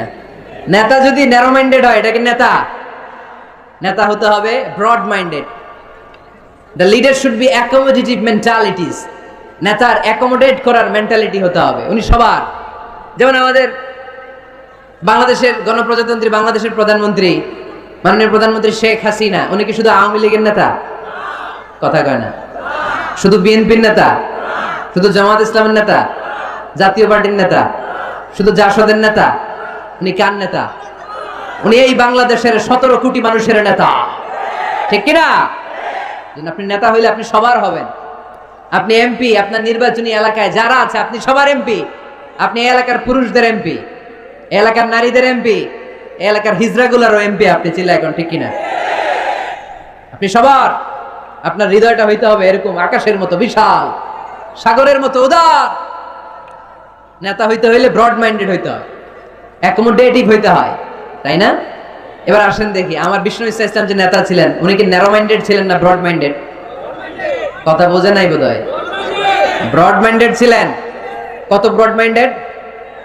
আল্লাহ রাসূল সাল্লাল্লাহু আলাইহি ওয়াসাল্লামের ব্যাপারে আল্লাহ পাক বললেন, ওমা আরসালনাকা ইল্লা রাহমাতাল লিল আলামিন, I have sent you as a mercy for the entire universe. নবী হে, আমি আপনাকে গোটা বিশ্বের সবার জন্য রহমত করে, বিশ্ববাসীর জন্য রহমত করে প্রেরণ করেছি। বুঝে শুনে উত্তর দিয়েন তো, আল্লাহ কি এখানে বলছেন ওমা আরসালনাকা ইল্লা রাহমাতাল লিল মুসলিমিন? বলছে রাহমাতাল লিল মুত্তাকিন, রাহমাতাল লিল মুসাল্লিন, কি বলছে? আল্লাহ বলেছেন ওমা আরসালনাকা ইল্লা রাহমাতাল লিল আলামিন। নবী হে, আমি আপনাকে গোটা বিশ্বের সবার জন্য রহমত করে দুনিয়ায় প্রেরণ করেছি। তিনি সবার জন্য রহমত, সবার জন্য। আল্লাহ রাসূল সাল্লাল্লাহু আলাইহি ওয়াসাল্লাম ছিলেন ব্রড মাইন্ডেড, সবার জন্য তিনি রহমত, মানুষের জন্য রহমত, জিন জাতির জন্য রহমত, ফেরেশতাদের জন্য রহমত, মৎস্যকুলের জন্য রহমত, পক্ষীকুলের জন্য রহমত, গোটা বিশ্বের সবার জন্য, আস্তিকদের জন্য যেমনি রহমত, নাস্তিকদের জন্য রহমত, ঠিক কি না? আল্লাহর হাবিব সাল্লাল্লাহু আলাইহি ওয়াসাল্লাম একবার একটা লাশ দেখে দাঁড়িয়ে গেলেন। কি দেখে? লাশ দেখে দাঁড়ালেন। সাহাবারা বললেন, ইন্নাহু ইয়াহুদি। নবী, ইন্নাহু ইয়াহুদি, এটা ইহুদির লাশ, আপনি দাঁড়ালেন যে? আল্লাহর হাবিব সাল্লাল্লাহু আলাইহি ওয়াসাল্লাম বললেন, আওয়ালাইসাত নাফসান, এটা কি মানুষ না? হোক না ইহুদি, হোক না খ্রিস্টান, হোক না আস্তিক আর নাস্তিক, আমি তো মানুষ দেখে দাঁড়াইছি। সুবহানাল্লাহ কইবেন না? এজন্য সবাইরে আগে মানুষ মনে করবেন। আগে কি মনে করবেন? পরে দলাদলি কইরেন। আমরা দেখা মাত্র বলি কোন পীরের মুরিদ? দেখা মাত্র প্রথম প্রশ্ন কি? হ্যাঁ, কোন পীরের মুরিদ? কোন দল করেন? হ্যাঁ, ভারতপন্থী না পাকিস্তানপন্থী? আছে না নাই? এই যে দলাদলি, খালি পিস পিস করি, খালি ভাগাভাগি। যারা পিস পিস করে আল্লাহ এদেরকে পিস পিস করে ফেলবে, ঠিক কিনা? বিষ্ণুনবী এসেছেন মিলানোর জন্য, মিলিয়ে দেওয়ার জন্য বিষ্ণু ঈসা ইসলামের আগমন ঘটেছে, আর আমরা খালি পিস পিস। আমরা আহলে হাদিস মসজিদ বানাই এক জায়গায়, এক এলাকায় আহলে হাদিস মসজিদ, আরেক এলাকায় হারাও বানাইছে হানাফি মসজিদ। আছে না নাই? আহলে হাদিস মসজিদে হানাফি মুসল্লি ঢুকতে পারবে না, হানাফি মসজিদে আবার আহলে হাদিসরা ঢুকতে পারবে না। কোথায় চলে গেলাম আমরা? আমরা মানুষকে মানুষ হিসেবে কনসিডার করি না। সে মুসলমান, এটা তার বড় পরিচয়, এটা আমরা সামনে আনতে চাই না। আগে নিয়ে আসি হানাফি না আহলে হাদিস, আগে নিয়ে আসি বিএনপি না আওয়ামী লীগ।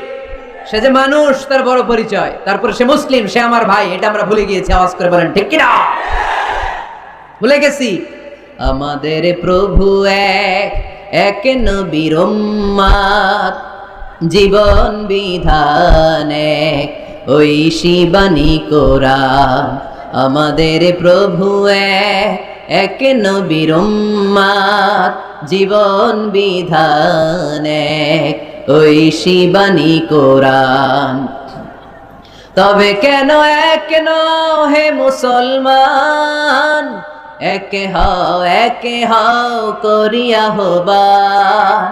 বাইতুল্লাহ এক, মদিনা শরীফ এক, উহুদ পাহাড় এক, বদরের মাঠ এক, ঠিক না?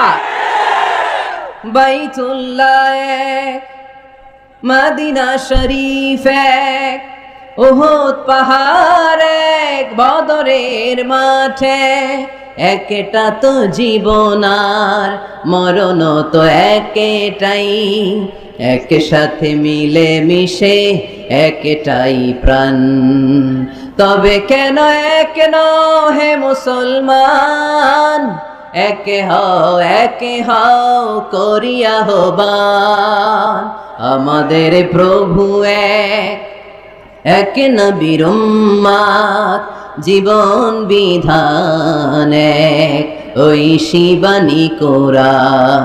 তবে কেন এক হে মুসলমান, একে হও করিয়া হবান, ঠিক কিনা? বাইতুল্লাহ এক, মদিনার শরীফ এক, বদরের মাঠ এক, উহুদের প্রান্তর এক, কোরআন এক, নবী এক, আল্লাহ এক। কিন্তু আমরা আছি কিলাকিলি নিয়ে, ঠিক কিনা? এই কিলাকিলি আমরা আর করতে চাই? দলাদলি আমরা করতে চাই? আমরা ঐক্য চাই। আমরা কি চাই? এমন ঐক্যের সিন্ডিকেট আমাদের করতে হবে যাতে কোনো অপশক্তি এই সিন্ডিকেটকে ভাঙতে না পারে। চিল্লায় বলো ঠিক কিনা?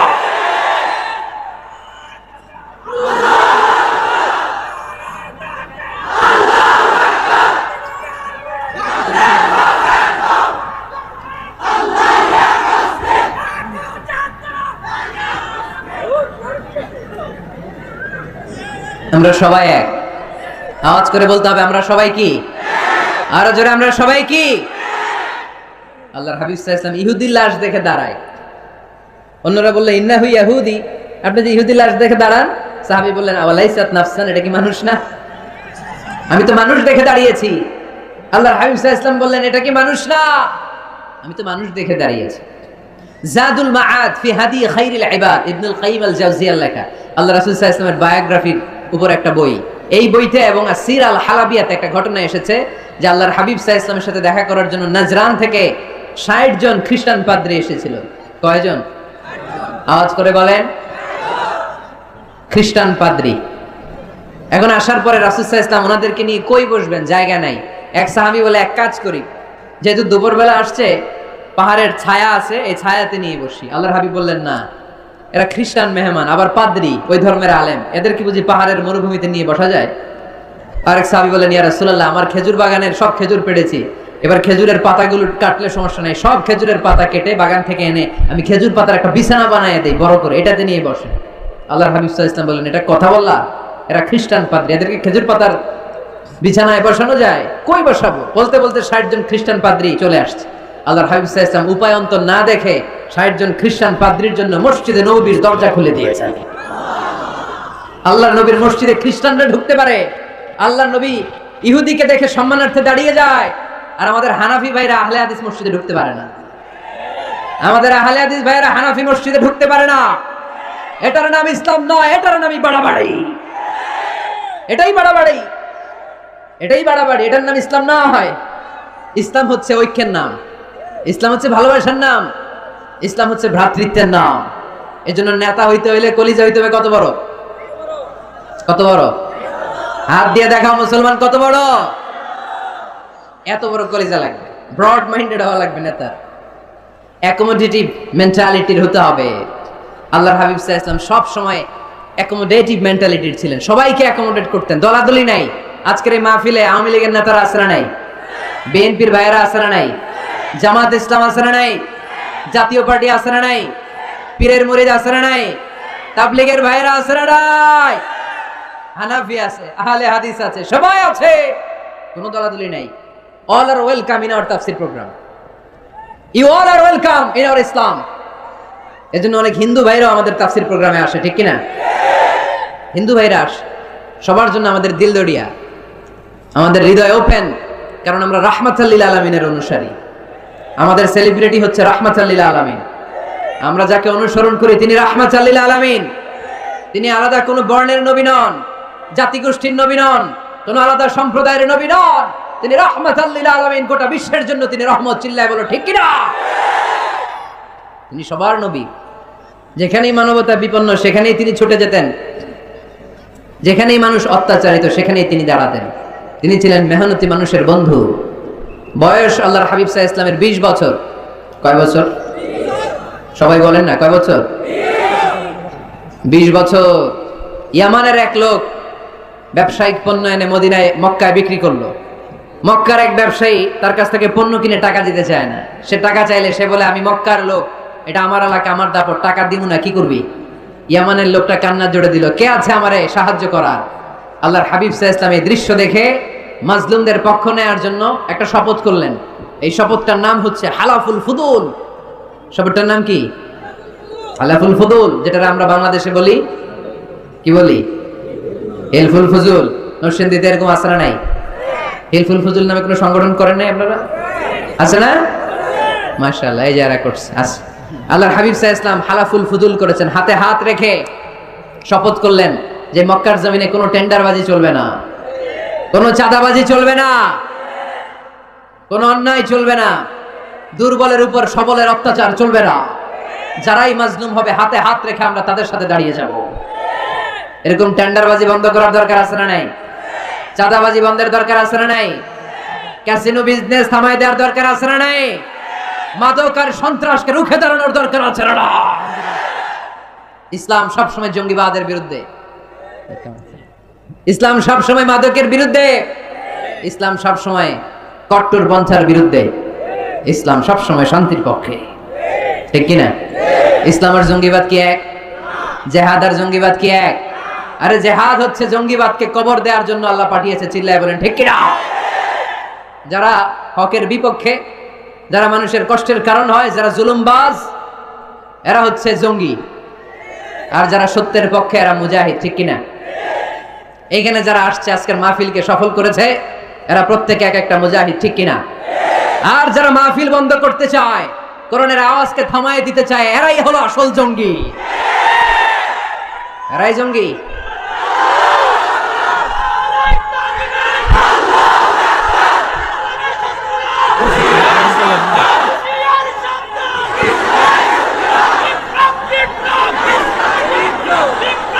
আল্লাহর হাবিব সাল্লাল্লাহু আলাইহি ওয়াসাল্লাম তিনি সব সময় সত্যের পক্ষে ছিলেন। তার মানে এই পৃথিবীতে সবচেয়ে বড় মুজাহিদের নাম হচ্ছে মুহাম্মদ সাল্লাল্লাহু আচ্ছা দেখি আপনাদের কমন সেন্স কতটুকু। আল্লাহর হাবিব যদি সবচেয়ে বড় মুজাহিদ হয়, তাহলে আল্লাহর হাবিব সাল্লাল্লাহু আলাইহি ওয়াসাল্লামের সময়ের সবচেয়ে বড় জঙ্গিটার নাম কি? আবু জাহেল, ঠিক কিনা? মুসা আলাইহিস সালাম ছিলেন মুজাহিদ, তার মানে ওনার সময়ের সবচেয়ে বড় জঙ্গিটার নাম কি? ইব্রাহিম আলাইহিস সালাম ছিলেন মুজাহিদ, ওনার সময়ের সবচেয়ে বড় জঙ্গির নাম কি? এখনো যারা কোরআনের পক্ষে, ইসলামের পক্ষে, আমার নবীর পক্ষে, এরা এক একটা মুজাহিদ, আর যারাই কোরআনের বিপক্ষে এরা এক একটা জঙ্গি। এরাই জঙ্গি। ডেফিনেশন খুব সহজ। যারা হকের পক্ষে মুজাহিদ, যারা কল্যাণের পক্ষে এরা মুজাহিদ, যারা হকের বিপক্ষে এরা জঙ্গি। এই জঙ্গিবাদের কবর রচনা করার জন্য আল্লাহ তাআলা জিহাদকে ফরজ করেছেন। এজন্য জিহাদ আর জঙ্গিবাদকে কখনো গোলানো যাবে। আল্লাহর হাবিব সাল্লাল্লাহু আলাইহি ওয়াসাল্লাম ছিলেন মেহনতি মানুষের বন্ধু। মেহনতি খেটে খাওয়া মানুষকে আমার নবী এত ভালোবাসতেন যে বিদায় হজের মতো এত গুরুত্বপূর্ণ ভাষণেও বাদ যায়নি খেটে খাওয়া মানুষের কথা। তিনি বলেছেন, আরিকাকুম আতঈমুহুম মিম্মা তাকুলুন ওয়াকসুহুম মিম্মা তালবিসুন। খবরদার, তোমাদের অধীনস্থ কর্মচারীদের সাথে খারাপ আচরণ করো না। তোমরা যা খাবে তাদেরও তা খেতে দিও, তোমরা যা পড়বে সেখান থেকে তাদেরকেও পোশাকের ব্যবস্থা করে দিও। মেহনতি মানুষের কথা বিষ্ণু বিদায় হজের ভাষণও বলেছেন, ঠিক কিনা? তার মানে আমার নবী কি ন্যারো মাইন্ডেড ছিলেন না ব্রড মাইন্ডেড? আওয়াজ করে বলতে হবে, ন্যারো মাইন্ডেড না ব্রড মাইন্ডেড? Broad minded. এই ছেলে, তোমার এত ফটো সেশন লাগে কেন? কি হইছে? বসে থাকো, এত ফটো তুলো না। তো নেতা হইতে হইলে বড় মনের অধিকারী হইতে হয়। তার মানে এই কোয়ালিটি আমার নবীর মধ্যে ছিল কি ছিল না? আওয়াজ করে বলতে হবে, ছিল কি ছিল না? কষ্ট হইতেছে আপনাদের? নেতা হওয়ার জন্য 5 নম্বরে যে গুণটা লাগে সেটা হচ্ছে ট্রুথফুলনেস এন্ড দ্য ট্রাস্টওয়ার্দিনেস। নেতার সত্য কথা বলা লাগবে আর আমানতদার হওয়া লাগবে, ঠিক কি না? মিথ্যা কথা বললে এটা কি নেতা? এটা কি? হ্যাঁ, আমি কই নাই, আপনারা কইছেন, আমার কোনো দোষ নাই। ট্রাস্টওয়ার্দিনেস থাকতে হবে, মানে আমানতদারিতা থাকতে হবে। আল্লাহর হাবিব সাল্লাল্লাহু আলাইহি ওয়াসাল্লাম কোথাও গেলেই মক্কার লোকেরা খুশি হয়ে যেত, বলতো যা আমিন রাদিনা বে, আরে আমিন আসছে, আলামিন as-সাদিক আলামিন, সত্যবাদী এসেছে। ওয়া আনজির আশিরাতাকাল আখরাবিন, হে নবী মুহাম্মদ, তুমি তোমার নিকট আত্মীয়দেরকে এবার জাহান্নামের ভয় দেখাও। মক্কায় যখন এই আয়াত নাজিল হলো, আল্লাহর হাবিব সাল্লাল্লাহু আলাইহি ওয়াসাল্লাম সাফা পাহাড়ের উপরে উঠে ডাক দিলেন, ও কুরাইশের লোকেরা, ও হাশমি খানদানের লোকেরা, ও আমার বংশের লোকেরা। ডাক দেওয়ার সাথে সাথে সব লোক, কারণ কণ্ঠটা চিনা, সবাই বুঝতে পারছে এটা মুহাম্মদ সাল্লাল্লাহু আলাইহি ওয়াসাল্লামের কণ্ঠ। মক্কার সব লোকেরা, ইসলামের একেবারে প্রাথমিক যুগের কথা শোনাচ্ছি, তখনও তিনি বেশি দাওয়াতি কার্যক্রম শুরু করেন নাই। উনি বললেন, ও আমার হাশমি খানদানের লোকেরা, ও আমার আত্মীয়রা। বিষ্ণু সাল্লাল্লাহু আলাইহি ওয়াসাল্লামের কণ্ঠ ছিল পরিচিত, সবাই বের হয়ে এসে বলল, মুহাম্মদ কেন ডেকেছো? আল্লাহর হাবিব সাল্লাল্লাহু আলাইহি সাল্লাম বললেন, আমি যদি এখন তোমাদেরকে বলি, এখনই আমি যদি তোমাদের বলি এই সাফা পাহাড়ের পেছনে একদল নাঙ্গা তলোয়ার নিয়ে ঘোড়সাওয়ার তোমাদেরকে কচু কাটার জন্য অপেক্ষা করছে, তোমরা কি আমার কথা বিশ্বাস করবা? আমার কথা শুনতেছেন আপনারা? মনোযোগ আছে না গেছে? আল্লাহর হাবিব সাল্লাল্লাহু আলাইহি ওয়াসাল্লাম বললেন, আমি যদি বলি সাফা পাহাড়ের পেছনে নাঙ্গা তলোয়ার নিয়ে একদল ঘোড়সাওয়ার তোমাদেরকে কচু কাটার জন্য অপেক্ষা করছে, বিশ্বাস করবা? মক্কার সবগুলো লোক একসাথে বলল, নাআম, অবশ্যই বিশ্বাস করব, কারণ মা জাররাবনা আলাইকা ইল্লা সিদকা, মুহাম্মদ আমরা জীবনে তোমার থেকে একদিনও একটা মিথ্যা কথা শুনি নাই। We have never been experienced a single lie from you in our life. কথাটার ওজন কত খেয়াল করতে হবে। এই কথাটার ওজন কতটুকু খেয়াল করেন। এলাকার লোকেরা ঘোষণা দিয়ে দিচ্ছে, মা জাররাবনা আলাইকা ইল্লা সিদকান, we have never ever experienced a single lie from you. আমরা আমাদের জীবনে কোনোদিন তোমার থেকে একটা মিথ্যা কথা শুনি নাই, তাই তুমি যাই বলবা তাই বিশ্বাস করো। সুবহানাল্লাহ কইতে পারেন না? চিন্তা করছেন এলাকাবাসীর মন্তব্য বিষ্ণু ঈসা ইসলামের ব্যাপারে কত দামি মন্তব্য। এই এক মন্তব্যে বিগত 40 বছরের সার্টিফিকেট আছে, চিল্লায় বলেন ঠিক কিনা? বিগত 40টি বছর আমার নবী মক্কায় বড় হয়েছেন, মক্কায় ভেড়া চড়িয়েছেন, আম্মাজান খাদিজার আন্ডারে ব্যবসা করেছেন। বিশ্বনবী সব ছিল এই মক্কাবাসীদের সাথে। এই মক্কাবাসীরা এক বাক্যে বিগত 40 বছরের সার্টিফিকেট দিয়ে দিলেন, we have never ever been experienced a single lie from you Muhammad, মা জাররাবনা আলাইকা ইল্লা সিদকান, আমরা জীবনে বিগত 40 বছরে তোমার থেকে একটা মিথ্যা শুনি নাই, তাই তুমি যাই বলবা তাই বিশ্বাস করো। সুবহানাল্লাহ। এত আস্তে নেতা হইতে হইলে এরকম নেতা হওয়া লাগবে, যাতে এলাকার লোক বলতে না পারে যে আপনি মিথ্যাবাদী। সবগুলো লোক যেন দাঁড়িয়ে বলে, জীবনে এর মুখে কোনোদিন মিথ্যা শুনি নাই, জীবনে আমাদের কোনো কাজ করতে যে আমাদের কাছ থেকে একটা পানও খায় নাই, জীবনে আমাদের কাছ থেকে কোনো টাকা নেয় নাই, আজীবন শুধু দিছে, নেয় নাই, দিয়ে গেছে, কিছু চায় নাই। এরকম নেতা হওয়া দরকার আছে না নাই? আল্লাহ রাসূল সাল্লাল্লাহু আলাইহি ওয়াসাল্লাম এতটাই আমানতদার ছিলেন, আম্মা জান খাদিজাতুল কুবরা রাদিয়াল্লাহু তাআলা আনহা শুধুমাত্র কেবলমাত্র বিশ্বনবীর আমানতদারিতায় মুগ্ধ হয়ে বিশ্বনবীকে বিয়ের প্রস্তাব দিয়েছে। শুধু আমানতদারিতা দেখে তিনি বিয়ের প্রস্তাব দিয়েছিলেন। এতটাই আমানতদার ছিল বিশ্বনবী সাল্লাল্লাহু আলাইহি ওয়াসাল্লাম। কাফির মুশরিকরাও আমানতের প্যাকেট বিশ্বনবীর কাছে রেখে যেত। একজন এসে বলল, আমি তায়েফে যাব, এখানে 5000 দিরহাম মুহাম্মদ তোমার কাছে আমানত রেখে গেলাম। দল করে আবু জাহেলের। দল করে কার? কথা বোঝে নাই বোধহয়। দল করে কার? আমানত রাখতে আসে কার কাছে? আল্লাহর হাবিব যদি বলতেন দল করো আবু জাহেলের, আমার কাছে আমানত কেন, আবু জাহেলের কাছে রাখো, ওরা কয় না, দল করি পেছে পয়রা, আমানত আপনার কাছে রাখতে হবে। কারণ এই টাকার প্যাকেট যদি আবু জাহিলের কাছে রাখি, কয়দিন পরে আয়সা দেখবো টাকাও নাই, প্যাকেটও নাই। ঠিক কি না?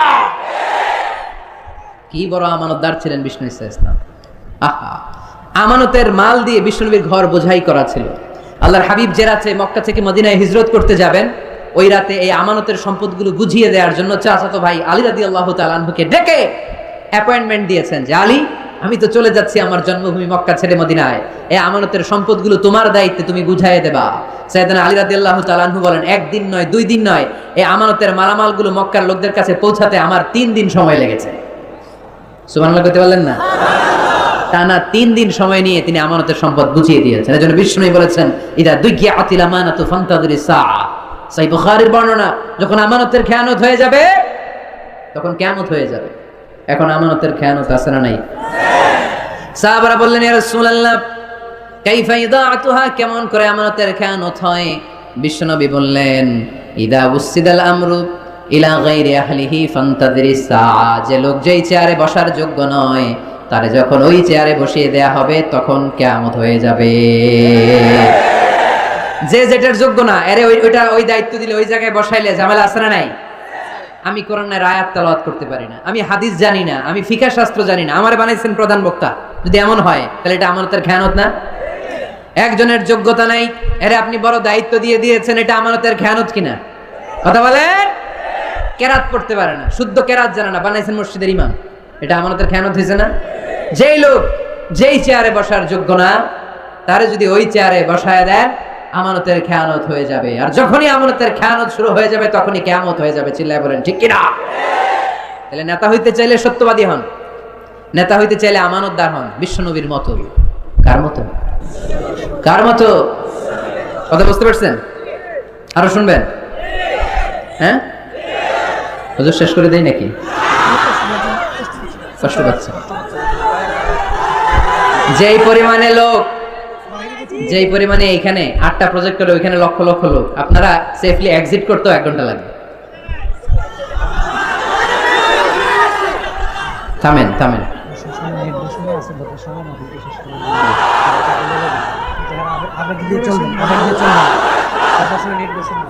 জি,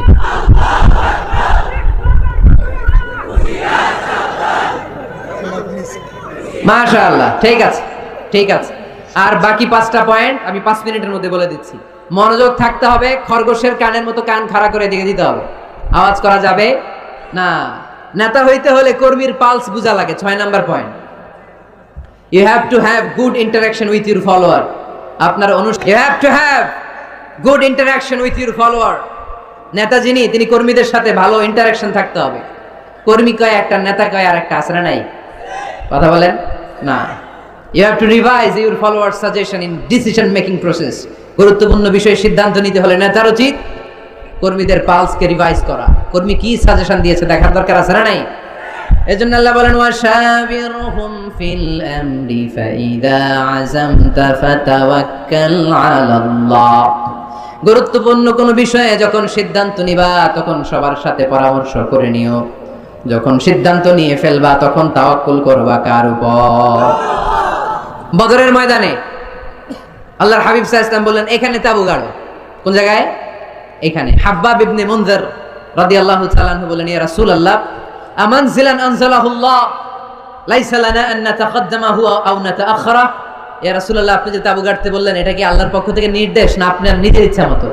আল্লাহর হাবিব বললেন, না, এটা আমার রায়। ওয়াল হারবু ওয়াল মাকিরা, আমার মনে হয়েছে বদরের এইখানে তাবু গাড়লে ভালো হবে। হাব্বাব বলেন, না ইয়া রাসূলুল্লাহ, লাইসা হাযা বিমানজিল, এখানে তাবু গাড়লে ভালো হবে না। আল্লাহ রাসূল বললেন, তাহলে কোথায় তাবু গাড়লে ভালো হবে? হাব্বাব ইবনুল মুনজির বলেন, ইয়া রাসূলুল্লাহ, ওই জায়গায়, ওইখানে তাবু গাড়েন, ওইখানে কুয়া আছে, তাহলে বদরের কুয়ার পানি আমরা খাবো। আর ওইখানে দুই দিকে উপত্যকা আছে, বৃষ্টি হইলে উপত্যকার পানি আমরা হাউস বানাইয়া পানি জমায় রাখবো, আমরা পানি খেয়ে যুদ্ধ করবো, আর কাফেরগুলো পানি না খেয়ে মরবে। সুবহানাল্লাহ কইতে পারলেন না? বিষ্ণু বললেন, আরে তাই তো, তাই তো, হাব্বাব যা বলেছে এটাই তো ঠিক, ওইখানে তাবু গাড়তে হবে, এইখানে নয়। আওয়াজ করে কোন আল্লাহু আকবার। কি লিডার ছিলেন, কি নেতা ছিলেন! মুহূর্তের মধ্যে নিজের সিদ্ধান্ত বাদ দিয়ে কর্মীর সিদ্ধান্তে সিদ্ধান্ত নিয়েছেন। সুবহানাল্লাহ পড়েন। খন্দকের পরীক্ষা করণের সময় সেই রোম থেকে ছুটে আসা সালমান আল ফারিসি, ইরান থেকে ছুটে আসা সালমান আল ফারিসি পরীক্ষা খননের কথা বললেন। সালমান আল ফারিসির আগে মদিনার কোন লোক এই পরীক্ষা খননের কথা কেউ জানতো না, কেউ জানতো না, কেউ না। পরীক্ষা কেমন? এত ফিট বা এত ফিট মাটি গর্ত করে ফেলতে হবে মদিনার চারদিকে। আল্লাহর হাবিব বললেন, এতে কি লাভ? সালমান আল ফারিসি বলেন, ইয়া রাসূলুল্লাহ, আমরা চারদিকে যদি এত ফিট বা এত ফিট গর্ত করে রাখি, তাহলে কাফেররা আসতে পারবে না, ওই জায়গায় দাঁড়ায় থাকবে। আসতে চাইলে আগে পরীক্ষায় নামতে হবে, এরপরে আসবে। আর পরীক্ষায় নামলেই আমরা তীর মেরে ওদেরকে কাবু করে ফেলবো। সুবহানাল্লাহ পড়েন। আল্লাহ রাসূল সাল্লাল্লাহু আলাইহি ওয়াসাল্লাম বললেন, সালমানু মিন্না, সালমানু মিন্না মিন আহলি বাইত, সালমান আমাদের অন্তর্ভুক্ত। শাবাশ সালমান, শাবাশ সালমান, ব্রেভো সালমান। আওয়াজ করে পড়েন আল্লাহু আকবার। মুহূর্তের মধ্যে নিজের সিদ্ধান্ত বিশ্বনবী সাল্লাল্লাহু আলাইহি ওয়াসাল্লাম বাদ দিয়ে সাইয়েদনা সালমান রাদিয়াল্লাহু তাআলা আনহু যে সিদ্ধান্ত দিয়েছেন, যেই পরামর্শ দিয়েছেন, ওই পরামর্শ নিয়েছেন। তার মানে নেতা যদি হতে হয়, a true leader, a charismatic leader যদি আপনি হতে চান, আপনার কর্মীদের পরামর্শের গুরুত্ব আপনার কাছে থাকার দরকার আছে না নাই? নেতা হওয়ার 7 নাম্বার গুণ হচ্ছে আপনাকে কনফ্লিক্ট রিজলভিং অ্যাবিলিটি থাকতে হবে, বিরোধ নিষ্পত্তি করার মতো ক্ষমতা থাকতে হবে, আপনার কূটনৈতিক চাল চালার মতো ক্ষমতা থাকার দরকার আছে না নাই? আল্লাহর হাবিব সাল্লাল্লাহু আলাইহি ওয়াসাল্লামকে কূটনৈতিক জ্ঞান দিয়ে আল্লাহ তাআলা এমন প্রজ্ঞাবান করেছেন, গোটা বিশ্বের সব কূটনীতি এক পাল্লায়, আমার বিশ্বনবীর কূটনীতি যদি আরেক পাল্লায় রাখা হয়, বিশ্বনবীর কূটনীতি আর প্রজ্ঞার ওজন ভারী হয়ে যাবে। হি ওয়াজ এ ভেরি গুড মিডিয়েটর। আল্লাহ রাসূল সাল্লাল্লাহু আলাইহি ওয়াসাল্লাম খুব ভালো মধ্যস্থতা করতে পারতেন। সুবহানাল্লাহ কইবেন না? মিলাই দিতে পারতেন। কি করতে পারতেন? কাবা ঘরের 4টা কর্নার, একটা কর্নারের মধ্যে হাজারে আসওয়াদের পাথর রাখা হয়, এটাকে বলা হয় আর রুকনুল হাজারিল আসওয়াদ। এই হাজারে আসওয়াদের পাথরটা এটা জান্নাতি পাথর। কিয়ামতের দিন আল্লাহ এই পাথরে 2টা চোখ দিবে, একটা জিহ্বা দিবে, এই পাথর কথা বলবে। এই পাথর বলবে, আল্লাহ, এই লোকটা আমার গায়ে চুমু দিয়েছিল, তারে তুমি জান্নাতে ঢুকায় দাও। এই হাজারে আসওয়াদের পাথরটা কাবা নির্মাণের সময় কে পাথরটাকে তুলে কাবা ঘরের ভেতরে রাখবে, এই নিয়ে মক্কার নেতাদের মধ্যে কিলাকিলি। নেতাদের মধ্যে কি কিলাকিলি, কারণ এটা অনেক সম্মানের ব্যাপার। সব নেতারা ঘোষণা দিল, কাউকে আমরা এই সম্মান দিতে চাই না, কাউকে। একটা মেয়ে হিন্দু মেয়ে মুসলমান হবে অনেক আগে থেকেই। আপনার হাতে না, আপনার হাতে।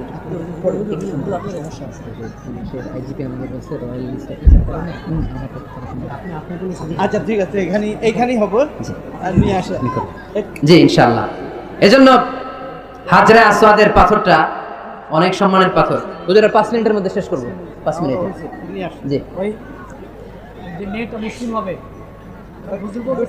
হাজরে আসওয়াদের পাথরের কথা দিয়ে শেষ করে দেব ইনশাআল্লাহ। বসেন। হাজরে আসওয়াদের পাথরটা কাবা নির্মাণ শেষে কে নিয়ে কাবা ঘরের মধ্যে রাখবে, এ নিয়ে তর্ক, এ নিয়ে ঝগড়া বিবাদ, এ নিয়ে মারামারি। প্রতিটা গোত্রের লোকেরা বলতে শুরু করলো, আমরা রাখবো, কারণ এটা অনেক সম্মানের। এই আপনারা উঠছেন কেমন এদিকে? উঠলেন কেন? আমি কি আপনাদের মেহমান না? তো উঠলেন কেন? এটা কি? বসেন, এদিকে তাকান। হাজরে আসওয়াদের পাথর কে কাবা ঘরের ওই কর্নারে রাখবে, এই নিয়ে মারামারি। 4 মহান নেতা বলল, আমরা রাখবো। প্রত্যেক নেতা বলে, এই সম্মান আমরা কাউরে দিব না, রক্তের বন্যা বয়ে যাবে মক্কায়, কিন্তু ওই সম্মান কাউরে দিব না। এই দলের নেতা বলে, আমি রাখবো। ওই দলের নেতা বলে, আমার নিজ হাতে উঠি আমি রাখবো। ওই দলের নেতা বলে, না, আমি রাখবো, অন্য কাউরে এই সম্মান দিব না। কিলাকিলি আছে না নাই? কেউ সমাধানে বসতে পারে না। সর্বশেষে এক মুরব্বী সমাধান দিয়েছে, আগামীকাল এই মসজিদুল হারামের এই দরজা দিয়ে সর্বপ্রথম যে ঢুকবে সে সমাধান দিবে। সবাই রাজি হয়ে গেল। এরপরের দিন দেখা গেল ওই রাস্তা দিয়ে, ওই দরজা দিয়ে সর্বপ্রথম বিশ্বনবী প্রবেশ করেছে। বিশ্বনবীকে দেখে সবাই অবাক, সবাই বলে জামিনুন রাদিনা বিহ, আরে আলামিন আসছে, আলামিন আসছে, আমরা সবাই খুশি। বিষ্ণু ঈসা ইসলামের কাছে পুরো ঘটনা খুলে বলা হলো। বিষ্ণু ঈসা ইসলাম দেখেন কিভাবে কূটনৈতিক ওনার জ্ঞান, কনফ্লিক্ট রিজলভিং অ্যাবিলিটি, বিরোধ নিষ্পত্তি কিভাবে তিনি করতেন, কিভাবে তিনি হি ওয়াজ এ ভেরি গুড মিডিয়েটর, মধ্যস্থতাকারী কেমন ভাবে তিনি করতেন। তিনি বললেন এটা তো কোনো ব্যাপারই না, হালুম্মা ইলাইয়া সাওবান, একটা কাপড় নিয়ে আসো। কি নিয়ে আসো? কাপড় নিয়ে আসো। কাপড় নিয়ে আসা হলো। আল্লাহর হাবিব সাল্লাল্লাহু আলাইহি ওয়াসাল্লাম বললেন, চার নেতা কাপড়ের চার কর্নারে ধরো। চার নেতা এবার কাপড়ের চার কর্নারে ধরলো। বিষ্ণু ঈসা ইসলাম নিজ হাতে হাজরে আসওয়াদের পাথরটা তুলে কাপড়ের মধ্যে রাখলেন। পড়েন সুবহানাল্লাহ। এবার আল্লাহর হাবিব বললেন, আমি আগে আগে যাই, আমার পিছনে পিছনে চলো।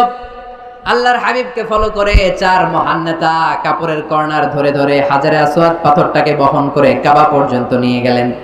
কাবার ওই কর্নারে যখন পাথর নিয়ে দাঁড়ানো হলো, আল্লাহর হাবিব ওই কাপড়ের মাঝখান থেকে নিজ হাতে হাজরে আসওয়াদের পাথরটা ধরে রুকনে হাজারুল আসওয়াদের মধ্যে রেখে দিলেন। এতক্ষণ কাউরে ধরতে দিবে না। এতক্ষণ নেতাদের ঘোষণা ছিল কি কাউরে ধরতে দেব না, এখন কেউ ধরতে পারে নাই। আসল সম্মান বিশ্বনবীর দিকে গিয়েছে। চিল্লায় বলেন ঠিক কিনা? এভাবে তিনি কনফ্লিক্ট রিজলভ করতেন। সহিহ বুখারীতে একটা কিতাব আছে, কিতাবুস সুলহ, সন্ধির অধ্যায়, বাবু কওলিল ইমাম লি আসহাবিহি ইযহাবু বিনা নুসলিহ বাইনাহুম। আল্লাহর হাবিব সাল্লাল্লাহু আলাইহি ওয়াসাল্লামের একটা বিখ্যাত ডায়ালগ ছিল। কোথাও মারামারি দেখলেই আল্লাহর হাবিব সাল্লাল্লাহু আলাইহি ওয়াসাল্লাম বলতেন, আরে আমারে নিয়ে চল, আমি মিলায়ে দিব। সুবহানাল্লাহ করবেন না? আমরা কি মিলায়ে দেই না লাগায়ে দেই? হ্যাঁ? আচ্ছা, নরসিংদীর কোথাও যদি আগুন ধরে যায়, আপনারা কি দিয়ে আগুন নেবেন? আওয়াজ করে বলতে হবে, কি দিয়ে নেবেন? পানি দিয়ে নেবেন। কিন্তু অনেকে ওই জায়গায় পানির বদলে তেল ঢালে। কি ডালে? তেল ডালে। আল্লাহর হাবিব সাল্লাল্লাহু আলাইহি ওয়াসাল্লাম বললেন, আলা উখবিরুকুম বিআফদালি দারাজাতিন মিনাস সিয়ামি ওয়াস সাদাকাতি ওয়ান নুসুক, নামাজ রোজা হজ যাকাতের চেয়ে বড় একটা সওয়াবের কাজ আছে, ওটা কি আমি তোমাদের বলবো না? সাহাবারা বললেন, অবশ্যই বলবেন। ওই সওয়াবের কাজটা কি গো নবী? আল্লাহর হাবিব সাল্লাল্লাহু আলাইহি ওয়াসাল্লাম বললেন, ইসলাহু যাতিল বাইন, দুইজনের মধ্যে ঝগড়া আছে, তুমি ঝগড়া না লাগিয়ে দিয়ে ওই দুইজনকে মিলিয়ে দিবা। সুবহানাল্লাহ পড়তে পারলেন না? মিলিয়ে দিতে রাজি আছেন তো? আল্লাহর হাবিব সাল্লাল্লাহু আলাইহি ওয়াসাল্লাম মদিনাতে যাওয়ার আগে আউস আর খাজরাজ গোত্রের মধ্যে 120 বছরের ঝগড়া। কয় বছরের? আওয়াজ করে বলেন, কয় বছরের? কেউই থামাইতে পারে না। থামাবে কেমনে? দাদা মরার আগে ছেলেরা ওসিয়ত করছে, বাবা ওসিয়ত করে গেলাম, আমার রক্তের প্রতিশোধ নিবি। বাবা মরার আগে বলে যায়, আমারে কোপাইছিল, তোরাও কোপাবি। খালি কোপাকুপি চলবে। এই যুদ্ধ কেউ থামাতে পারে না। আল্লাহর হাবিব সাল্লাল্লাহু আলাইহি ওয়াসাল্লাম মদিনাতে এসে এক সপ্তাহের ব্যবধানে 120 বছরের যুদ্ধ থামায় দিলেন। আওয়াজ করে বলেন আল্লাহু আকবার। এজন্য নেতা হতে হলে you have to be very good mediator, মধ্যস্থতাকারী হতে হবে। এজন্য কিয়ামতের দিন নেতাও দাঁড়াবে, কর্মীও দাঁড়াবে। এজন্য নেতা নির্ধারণের সময় আমাদের সচেতন থাকার দরকার আছে না নাই? এই যে লিডারশিপ কোয়ালিটির কথা আমরা শুনলাম, নেতৃত্বের যে গুণাবলী, এগুলো অর্জন করার দরকার আছে না নাই? এগুলো দেখে দেখে আমরা নেতা নির্বাচন করব। এই নেতৃত্বের গুণাবলীগুলো, লিডারশিপ কোয়ালিটিস গুলো আমরা আমলে নিয়ে এই নেতৃত্ব শূন্যচার এই সময়ে, মুসলিম বিশ্বের এই সময়ে আমরা যেন আবার আগের সেই নেতৃত্ব ফিরে পেতে পারি। বিশ্বনবী সাল্লাল্লাহু আলাইহি ওয়াসাল্লাম নেতা হওয়ার জন্য যে কোয়ালিটি বেঁধে দিয়েছেন, ওই কোয়ালিটিগুলো দেখে দেখে নেতা নির্বাচন করে আমরা যেন এই সংকট থেকে উত্তরণ পেতে পারি। আল্লাহ আমাদের সবাইকে কথাগুলো বুঝে আরো আমল করার